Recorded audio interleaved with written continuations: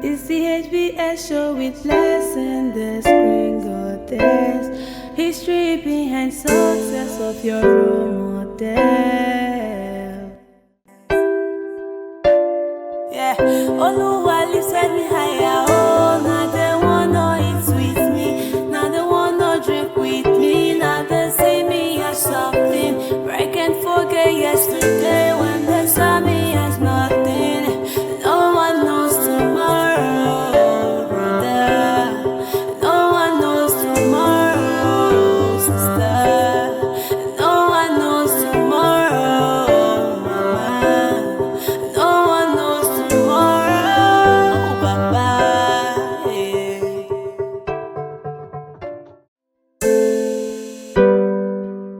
It's the HBS show with lesson, the screen goddess. History behind success of your role model. So good to have you again on the program HBS show with blessing, history behind success. My guest on the program is a man who has put smiles on the faces of so many people. A man who have sympathy on the less privileged. A man who loved God so much. Who is this man? Is a man who chooses to be a servant to the people, not a leader. Who is this man? He is a father. He is a mentor. Who is this man? Join me as I make welcome to the program the honorable member representing the good people of Bumadi constituency in Delta State House of Assembly, Honorable Kenneth Oboro Preyor. It's the HBS show with lesson, the screen goddess. History behind success of your role model. Sir, you're welcome to the program. It's a pleasure meeting you. All right. You look so amazing with this your wonderful outfits. Thank you. So what is the secret of this your glowing? There is no secrets. It's just by the grace of God. All right, that's good. So, sir, tell us, how was your growing up life? A long story. I grew up in a rural setup. Precisely Akiana in the Mandi local government area. Under the tutelage of my parents, attended the local schools. The school in my community became a primary school, then early school for Akiana. After that, I was admitted into Bamandi, Government College Bamandi, which is Bamandi is just the nearest community to the headquarters of Bamandi local government area, which is the nearest community to my old community. So my life revolves around the creeks of the Niger Delta. I know what it means to live in the creeks, to survive in the creeks. That is myself. You tell us, you know, a lot of persons are going to learn from your story. So tell us the life in the creek and how you were able to survive. Well, I grew up in an area at that time where there was only one hospital. And the hospital was located at the headquarters of the local government.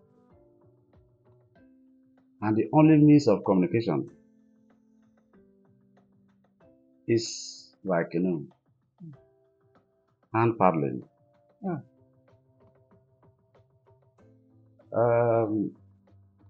Orthodox medicine then was not known to most of our people. Okay. So we suffered through herbal cure, herbal medicine, and all that. There were not much restrictions that there were 10 instructions not to do evil. Okay. As long as there is an open check given to you to do anything, but not evil. Because you are daily checked.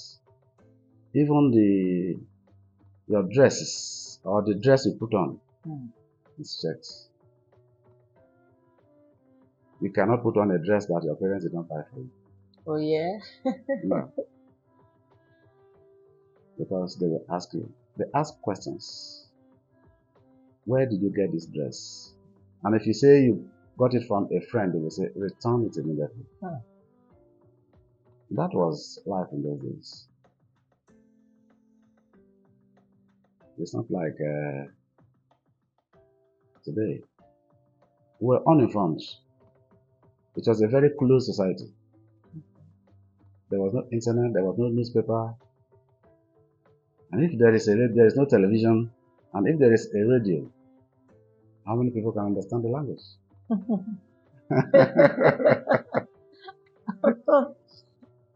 So that is the type of environment I grew up. Okay, now, growing up in the creek, okay, what, because your surrounding at that time will not even make some persons to acquire knowledge by going to school.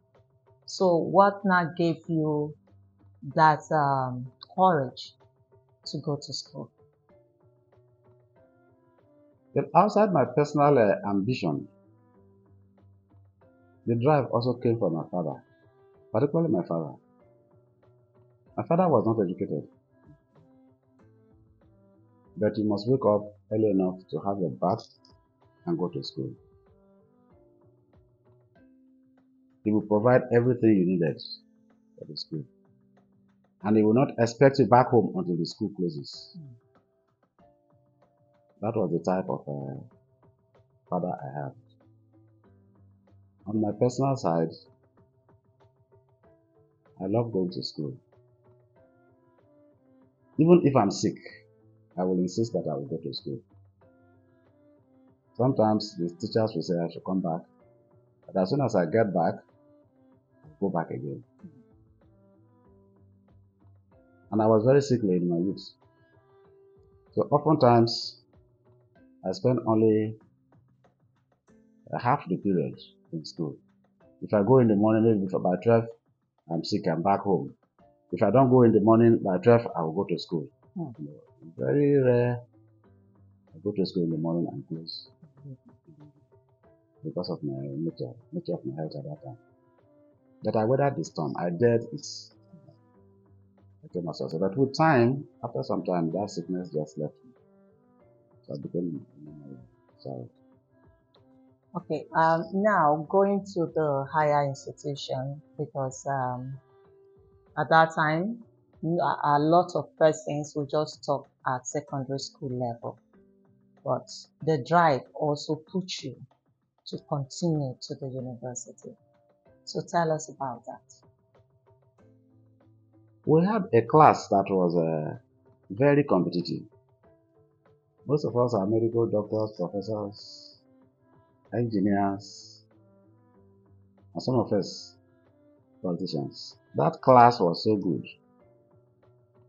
So before our final year, we have already made up our mind that all of us will go to the university. I didn't go to the university immediately after the secondary school. As I left the secondary school, I was employed as a teacher in another secondary school in then Old River State. Okay. So I taught in Kiremo, government secondary school at Kiremo in the Old River State then for a number of years before I finally left for the university. The urge was there.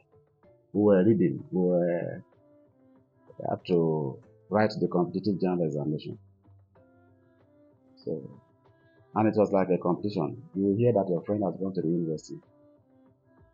You say, congratulations, I think I will go to, kind of, and he will keep encouraging you to, I'm there, you better come over. You can't be there forever, That was the spirit.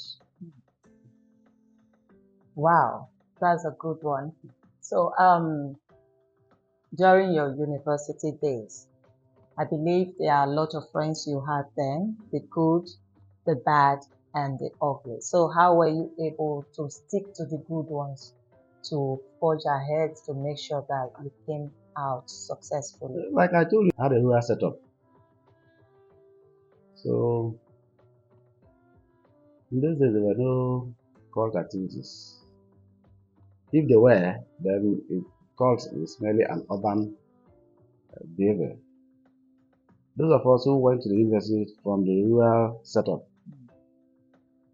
our concern was our studies and the little time off to do sports. I think that was our concern. So you identify people of similar character and associate with them. So I didn't know any social life in school. None. If there is a riot, I don't know what riot is. It's not meant for me. It's for well-to-do children from well-to-do families. If the campus is becoming suffocating because of unrest, I find my way out of the campus back to the village. And when it is resolved, I come back. Wow. In case you are just joining us, you are on to the program HBS Show with Lesson History Behind Success. And our guest on the program is the Honorable Member representing the good people of Bumodi in Delta State House of Assembly, Honorable Kenneth Oboro Preyor. Stay tuned. We'll be right back. It's the HBS show with lesson, the screen goddess. History behind success of your role model. Yeah, Oluwa lifted me higher. Oh, now they wanna eat with me. Now they wanna drink with me. Now they see me as something. But I can't forget yesterday when they saw me as nothing. No one knows tomorrow, brother. No one knows tomorrow, sister. No one knows tomorrow, mama. No one knows tomorrow, Papa. It's the HBS show with lesson, the screen goddess. History behind success of your role model. Good to know that you're still there. Welcome back to the program HBS Show with Lesson History Behind Success. And our guest on the program is the Honorable Member representing the good people of Bumodi in Delta State House of Assembly, Honorable Kenneth Oboro. For the break, you said that you grew up from the rural setting and also from the creek. Now, fish farming, okay, fishing is more of a regular business then. When you were growing up, did you do fishing to make sure that you have funds, or what are the businesses you were able to do at that time? I only assisted my parents. I didn't go out on my own Okay. to engage in fishing or farming. I had to play a supportive role. Our model of fishing is not this modern type. We fish in the river or inside the bush. Wow. In the river, you have nets, traps, and other things. Then, inside the forest, where you have creeks, canals, Yes, sir. it's the same thing. I think my mother was mainly involved in fishing in the river. The river where she would use nets and also hooks, different types of hooks. We were so involved in that. So she would wake me very early in the morning, around 4 or 4:30 a.m. We'll go to the river, and she would drop me by 6:30 or 7 o'clock. Why she will go on. She will drop me 6:30 or 7 o'clock in the waterside. Why she will go on. I would take my bath quickly, and by 8 o'clock I make sure I go to school. Wow. I think that was the I assisted. And also in farming. Okay. Our farms were not too big because they are not mechanical. Okay. Plantain, cocoyam, sweet potato, a lot of things. And lately, cassava. But I think in my time, we were not into cassava farming. Okay. Yeah. That was okay. So, what is the most remarkable moment of your youthful age? I was properly guided by my father. My mother's duty is to ensure that I don't fall sick. Okay. She will provide the food. And if I'm sick, she will go to the bush, cut all these herbs to ensure that I get healed. She was not too concerned about my academics. Okay.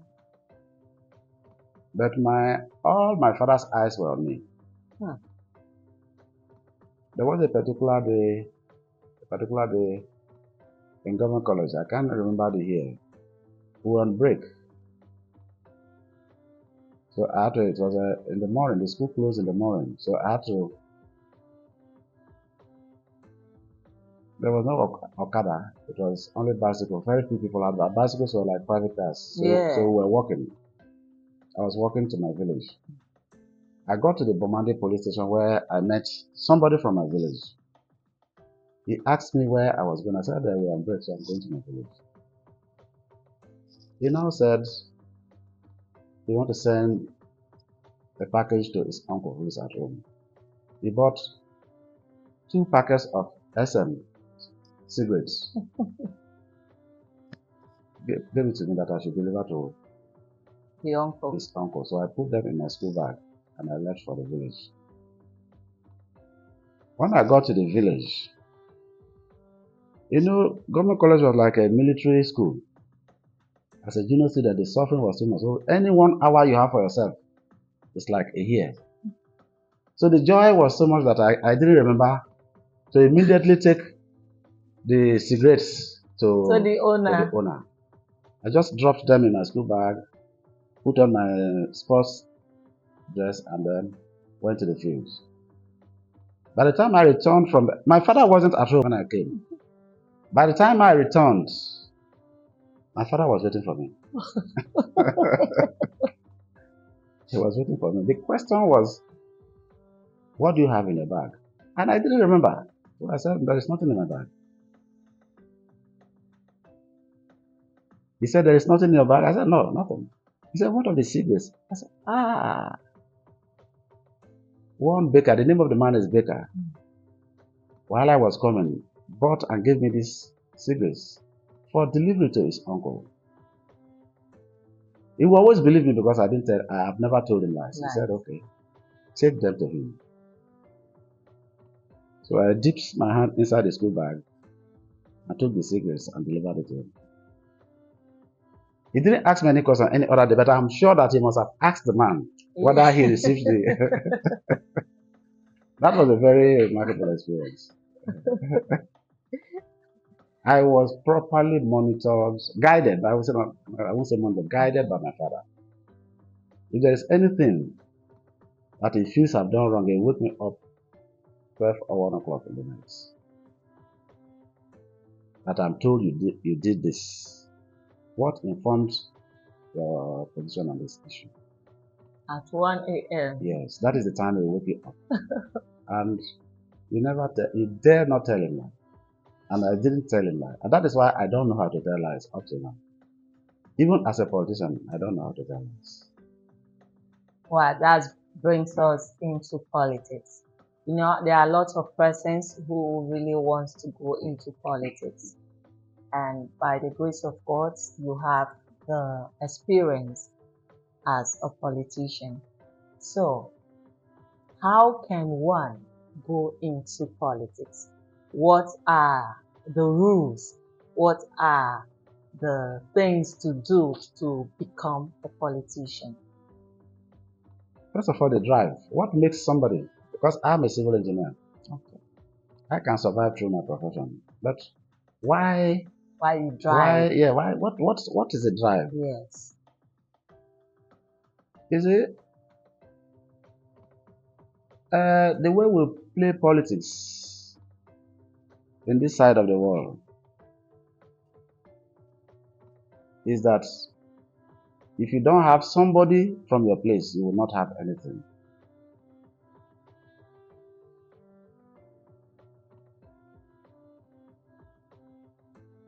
From when I was born till I finished secondary school, there was only primary school in my community.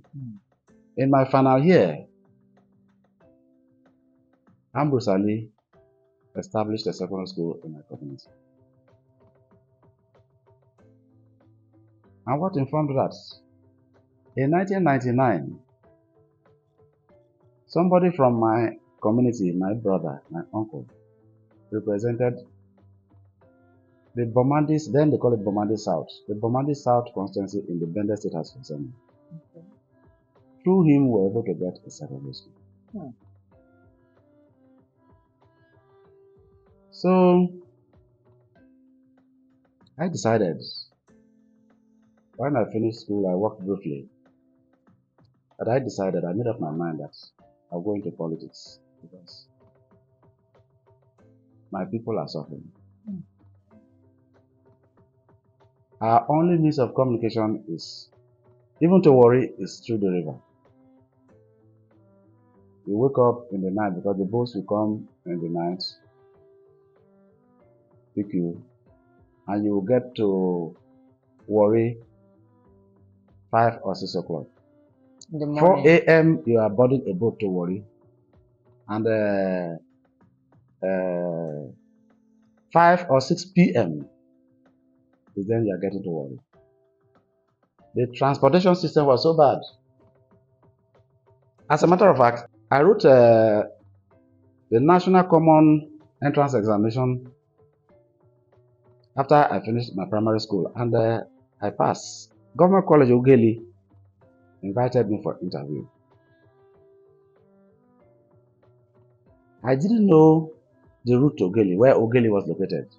And there was nobody that can take me to where Ogeli is located to participate in the interview, so I lost that chance. After getting to Ogeli? I didn't get to nobody to, because the description is that Ogeli is behind Warri, that you travel to Warri. No. Ogeli was like somewhere far. Yes. I lost that chance. I told myself that I'll go into politics and change some of these issues. That is a drive when I developed interest in the game. And I can confidently tell you that the situation has changed dramatically because you are part of the decision-making process. Yeah. You also insist that whatever that is done somewhere in the states, if not all, a part of it should be done in your area. So I think that is where the interest comes from. Politics, they say, is an authoritative allocation of resources. You must be there to ensure that you get something. Yeah. And people say it's a dirty game. Personally, I don't see it as such. Okay.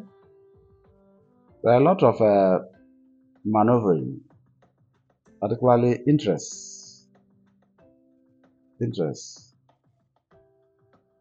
it is normal. It is human. Even in every other profession, the true. Human factor will always prevail. That's true. So that was how I came into politics. I came into politics, first of all, far back in 1983. Wow. I attempted to contest as councillor when I finished secondary school. But that was the year Buhari took over from Shagari in 83, December. So that republic was aborted, or else I would have been a councillor by 84, because the primaries were scheduled for January 15, 84. But by 31st of December, the army struck, and that was the end of that republic. It was after that I went to school. Okay. Now, I came back to politics, to join politics in 1998. And I became the pro-tem chairman of a PDP, People's Democratic Party, Bamadi local government area. Okay. From there, we went for the first round of elections, local government elections and all that. And later, I became the substantive chairman of the party in the local government area after the elections in 1999. Since then, I've been in one position or the other.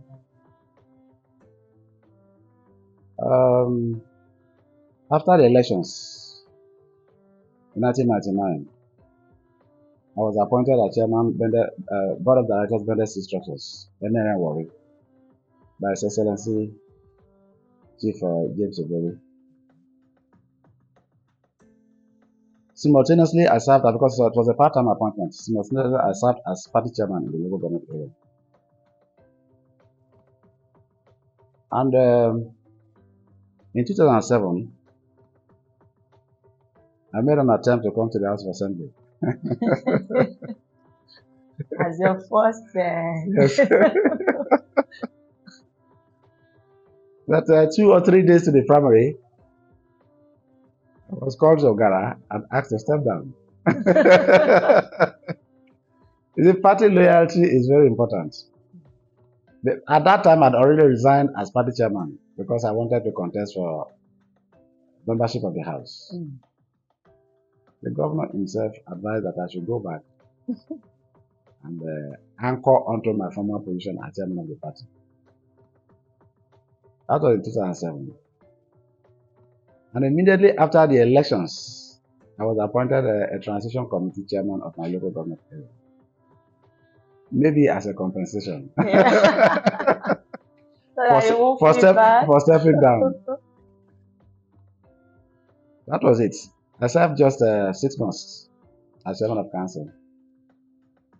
Within that 6 months, for the first time in the history of the Bamadi local government area, I was able to step down national grids to the headquarters. Wow.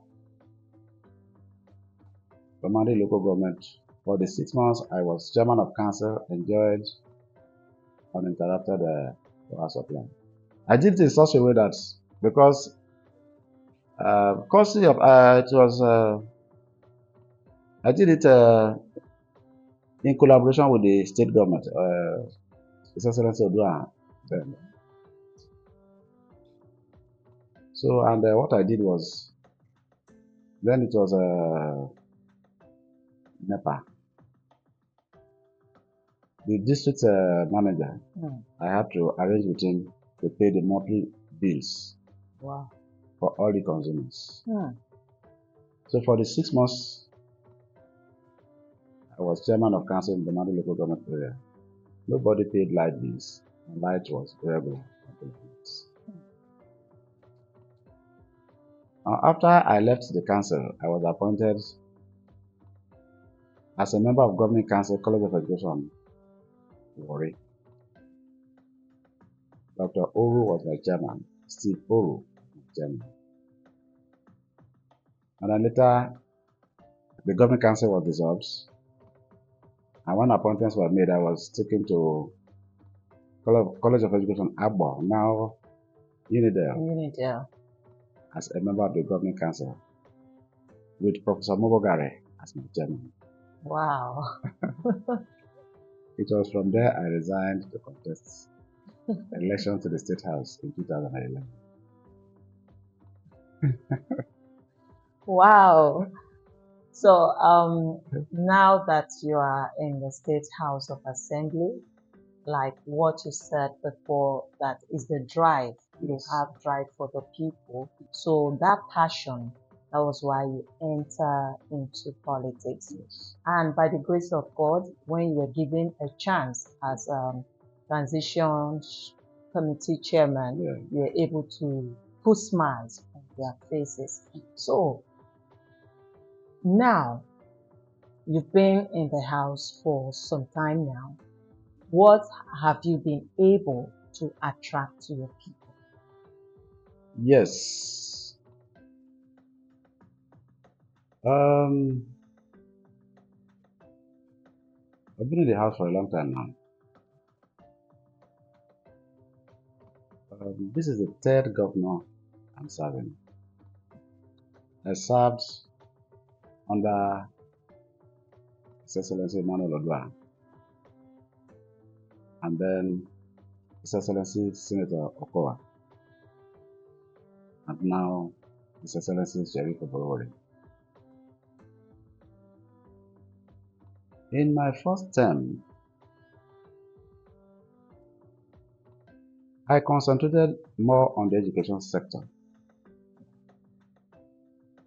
because I saw that our people are so backward. So the concentration was more on the education sector. We built schools, primary and secondary. We even established secondary schools in our area. And then ensured that the infrastructure within the schools, houses, labs, these things were provided. But our people have suddenly developed a mentality of vandalization. Take for instance, I think about through Mobogara. When Mobogara was Commissioner for Education, I was able to take around 150 something computers to the secondary school in Bakama, my village, so that we can make it a jam center. But these computers were stolen by my own people. It's very discouraging. 150 computers. Yes. Then after I left, the national grid, the line was vandalized.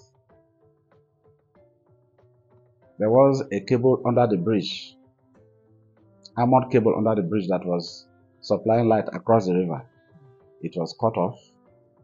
Even the poles were vandalized. So we discussed with His Excellency, Senator Okowa, and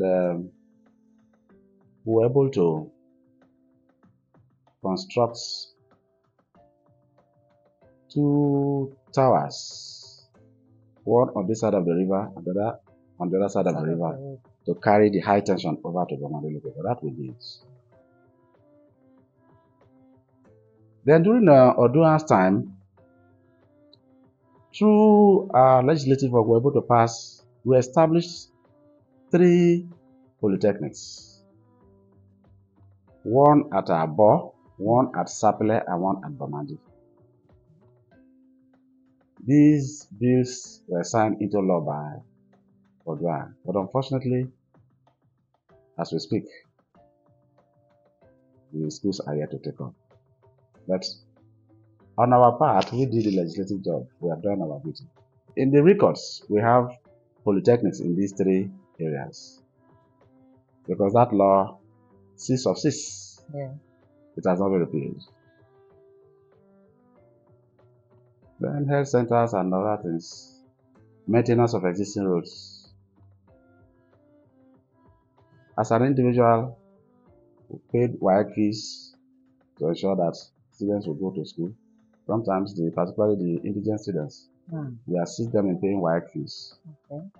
Then provide a cushion for JAM too. All that we have done and we are still doing. And recently, Bamandi local government can only be accessed through one road. That is the Bamandi Road. The road was so bad.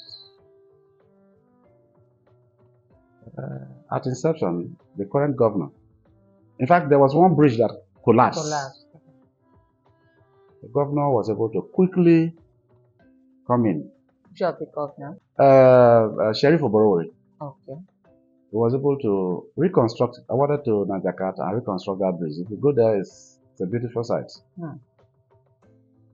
And now he's working on the entire road. Wow. 27 kilometers. Wow. The entire road.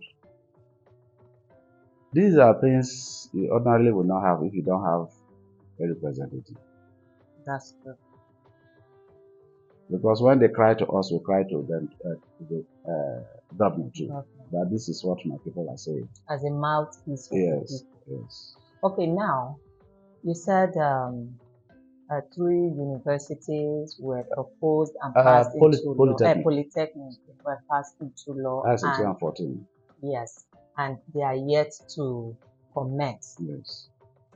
Since you are still in the house, is there no way you can draw the attention of His Excellency to that law? We are talking. Okay. We are discussing. Okay. Hopefully something will be done. Okay, that's beautiful. Okay, now sir, what are those challenges in politics? Because everything has challenges, the good parts and the bad parts. What are those major challenges in politics and you were able to overcome them? The major challenge to me is psychophancy. I've told you I don't know. I come from a background that will never tell lies. I cannot even go and do something to please you when I know that you don't want it. Praise singing. I don't do it. If I will praise you, I will praise you for something you have done. I think that is my greatest challenge. People tell a lot of lies. A lot of backbiting, a lot of rubbish. But for me, that is not even very important because I brush all that aside, knowing that at the appropriate time, God will always intervene when you're on the right path. Yeah. And that is how I've survived all through this period. As we speak, I'm the most ranking member in the House of Assembly. I've come to the House 4 times. I'm the only person that is in the House that has served 4 terms. Wow. It's not because I'm strong. It's by the grace of God. Another is the electors. Okay. The pressure from the electors is overbearing. What they expect from you is 10 times more than what you can provide. But you have to be diplomatic. You don't have to be confrontational. You manage, it's human. You manage them. Sometimes you make promises which you think over time you can fulfill. But you are not able to fulfill. Not deliberately making it. It's not deliberate. Yes. Then another thing is even in the smallest unit of political structures, even in the smallest units, there is no fair distribution of power. Somebody somewhere will always want to grab all. Instead of, if there are 5 units in a particular area, instead of ensuring that these 5 units must all be satisfied, somebody will decide to take all and maybe give one to only one. I think these are challenges. All right. What is your advice to our youth out there? What my advice is, they must be strong. The benefits of coming into politics far outweigh not coming into politics. They should not be afraid. They should not be tempted by people because of what people say about politics. They must summon courage. It's all about courage. It's all about hard work. It's all about reaching out to the people. It's all about reaching out to the people. So, first of all, to fit well in politics, you must be educated. So they must go to school. And then when they have made up their mind to come into politics, they must be prepared to serve the people. Service is at the center of the whole game. You are not a boss, you are a servant. And so at any point, you must consider yourself as a servant. The people can be coming to you. You may have the money to give to them, you may have the opportunity to assist them, but they remain your leaders. That is the core value of politics. The fact that you are providing for them does not make you a leader. You are sent. Wow, thank you so much, sir. Thank you so much for your time on this program. All right, you just heard him now. He said that as a politician, you are sent to the people. You are a servant to the people, not a leader. Yes, you are assisting the people, you are putting smiles on their faces, doesn't make you a leader over them. Rather, you are the servants. No doubt you had a short time on today's episode of HBS Show with Blessing, History Behind Success. My guest has been the honorable member representing the good people of Umodi in Delta State House of Assembly, Honorable Kenneth Oboro Preyor. Like he said, courage, hard work, and education is the key if you actually want to be a politician. You must go to school. Don't forget to subscribe to our YouTube channel, HBS Show with Blessing. Subscribe, like, and share to your friends. I am Blessing of Preyor. Don't miss this program next week. It's the HBS show with Blessing, the screen goddess. History behind success of your role model. Forget yesterday when the sun